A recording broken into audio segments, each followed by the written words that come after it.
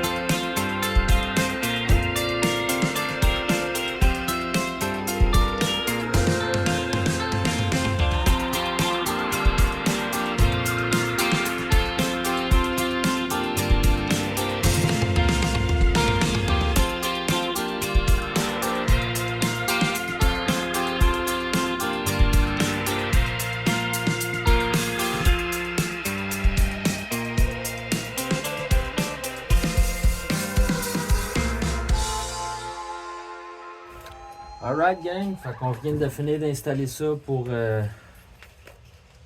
temporairement, comme j'ai mentionné, parce que la finition à l'intérieur n'est pas faite. Fait que de toute façon, éventuellement, il va falloir les enlever et les installer comme il faut. En les collant, je remarque que ça fait super bien quand tu as une grande porte rectangle. Si tu as beaucoup de curves dedans, c'est un petit peu plus casse-tête, mais ça se fait quand même très bien. C'est un matériau qui a vraiment l'air de qualité. J'ai rien à dire. Pour vrai, je suis pas inquiète, les bébites ne rentreront pas. Une chose que j'aimerais peut-être faire, mais qu'on soit setupé, c'est de raccourcir le screen puis d'aller coudre un morceau de tissu, un peu comme le morceau que je vous avais montré là, dans les premières vidéos. Donc venir, peut-être pas cette couleur-là évidemment là.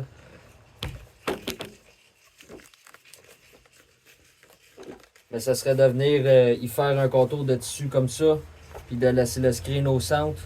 Donc ça serait plus un fit un peu plus approprié pour la porte.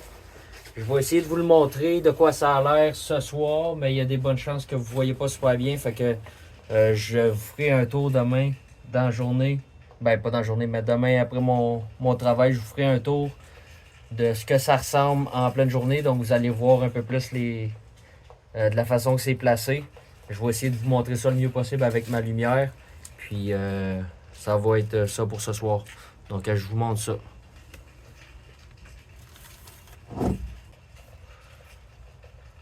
Donc ce côté-là, ça a été le plus facile à coller. Ça, j'ai fait le... Mon trépied est un peu haut. On va le descendre un peu.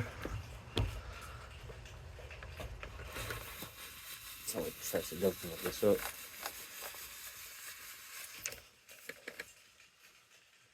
Donc j'ai fait la curve en dessous. J'ai essayé de faire un demi-lune le plus égal possible d'un côté à l'autre.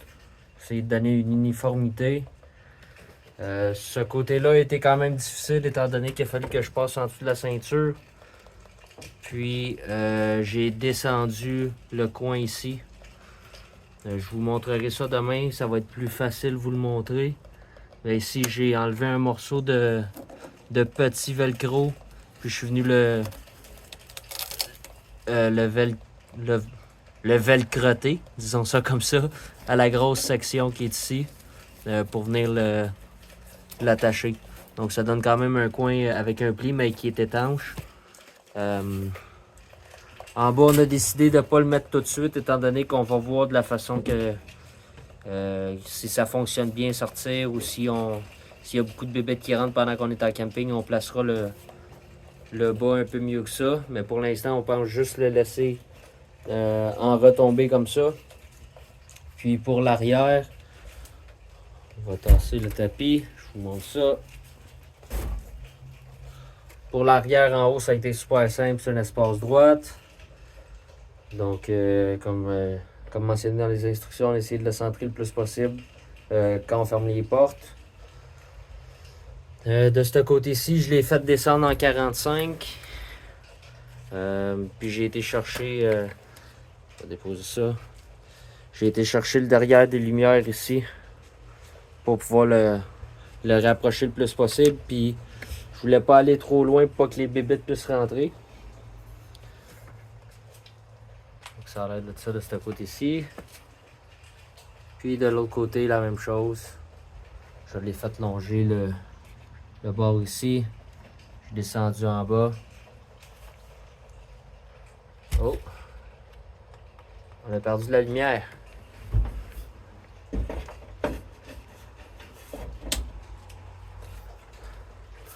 Donc ça va être ça pour ce soir. Je vais vous montrer ça demain.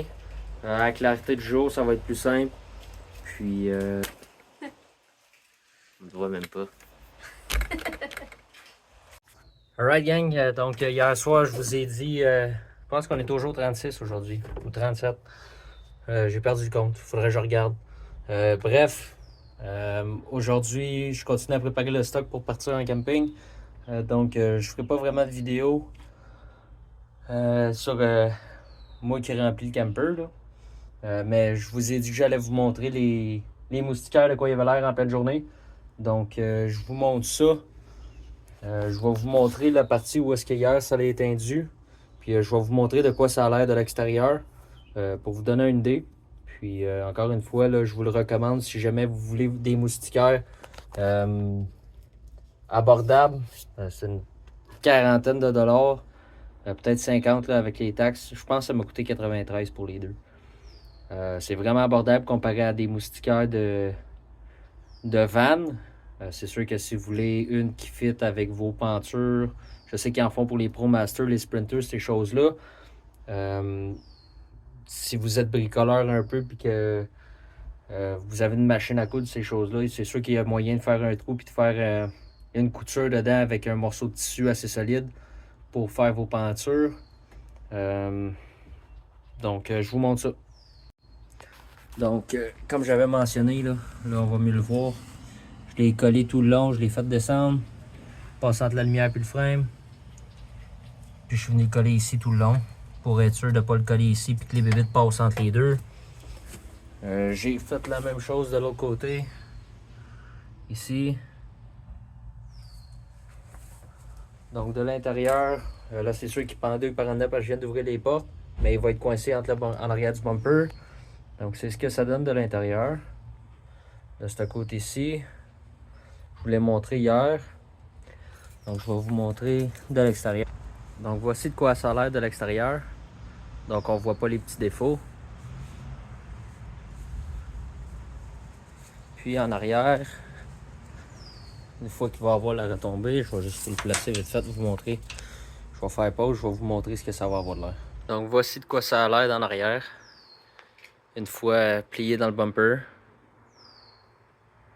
Donc il n'y a pas de chance que les moustiques rentrent. Il y a assez d'épaisseur partout.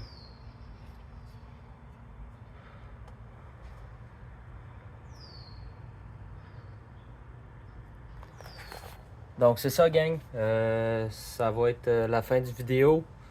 Je vais continuer à pacter les choses pour le camping. Puis on se revoit en camping. Yes, salut gang!